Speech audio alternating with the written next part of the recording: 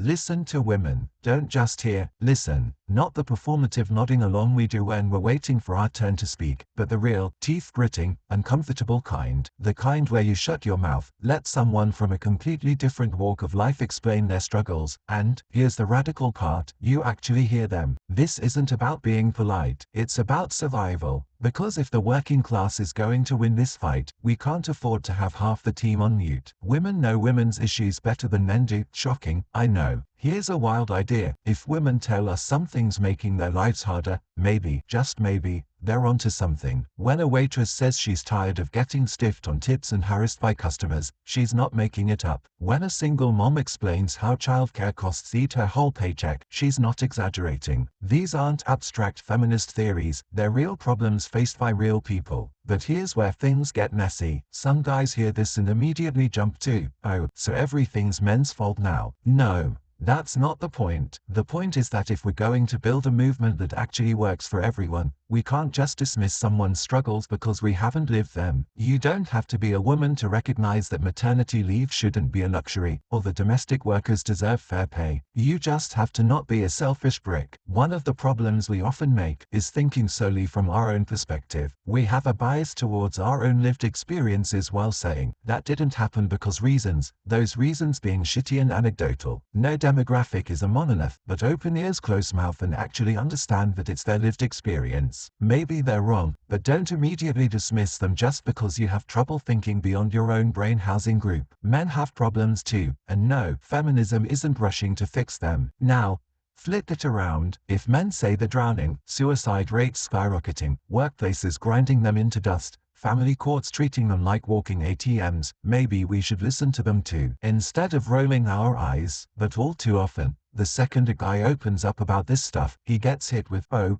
poor privileged man, as if pain is a feminist monopoly. That's part of intersectionality. Just like crossroads converging, so do our privileges, powers, and oppressions intersect. Here's the truth. The system screws over working class men differently in some ways than it screws over working class women, but it still screws them both. A construction worker breaking his back to feed his kids isn't the enemy. The boss paying him starvation wages while sitting in a golf cart is. Intersectionality without the hypocrisy. This is where intersectionality should come in, not as some academic buzzword, but as common sense. If you're white, listen when Black and Hispanic workers tell you about police harassment or job discrimination. If you're straight, listen when LGBTQ folks explain how housing insecurity hits them harder. If you're financially stable, listen when the guy working 3-gig jobs says he can't afford a doctor. But here's the thing, intersectionality falls apart the second it becomes a one-way street. It can't just be women lecturing men, or black activists schooling white folks, or poor people begging the middle class for scraps. It's got to be a real conversation, where everyone's struggles get a seat at the table, except the billionaires. They can sit out in the rain. Not every woman thinks alike, and it's not their job to educate you. Here's something that should be obvious but somehow isn't. Women aren't a hive mind. Just because one woman says something about abortion, workplace discrimination, or dating doesn't mean every woman on earth co-signed it. A working class single mom's priorities aren't the same as a corporate executive's. A black woman's experience isn't interchangeable with a Latina's. And guess what? That's fine. The point isn't to find the one correct feminist take, it's to listen, learn, and recognize that oppression isn't identical for everyone. Likewise, two single mothers may also have differing opinions. Even if 2, or 3,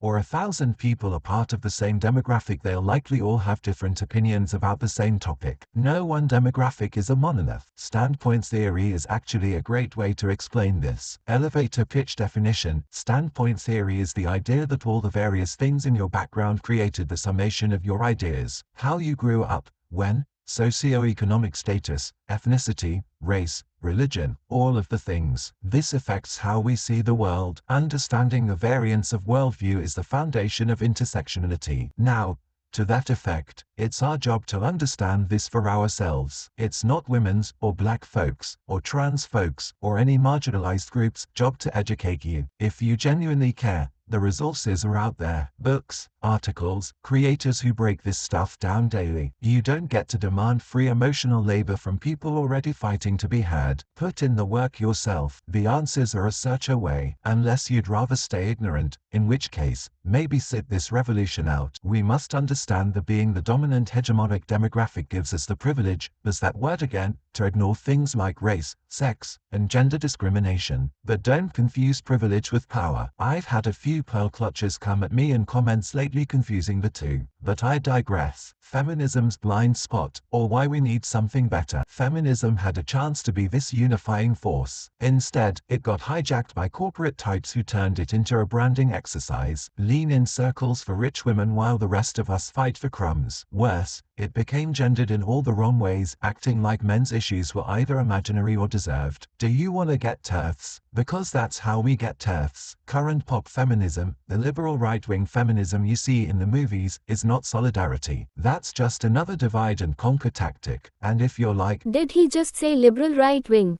You don't understand enough. Neoliberalism is the political philosophy of Ronald Reagan, Barack Obama, and every American politician. Actual leftism is about true freedom, not this pro-Wall Street, pro-status quo shit. One cannot use the tools of the master to destroy the master's house. The term left and right in regards to politics actually came out of the French Revolution. Anti-monarchy and pro-freedom meant you sat on the left side of the assembly. If you sat on the right, you were pro-monarchy and anti-freedom. One of my favorite questions to ask conservatives is, what are you conserving? They don't understand the question, because they'd have to know history beyond a 20-year period. But the answer is, the status quo. This is why your MAGA hat uncle says he's pro-freedom unless you're black, trans, gay, female, disabled, brown, short, probably fat, non-binary, Muslim, pagan, or anything other than WASP. Really, to attain real progress means working class women and men standing together, not because they agree on everything, but because they recognize the real enemy, the system that keeps them all exhausted, broke, and blaming each other. Again, that system, the master's tools, cannot be used to dismantle the system, the master's house. Yeah, tracking. The bottom line, because the Red Bull said so. If we want a revolution that doesn't collapse the second things get tough, we need to do two things. First,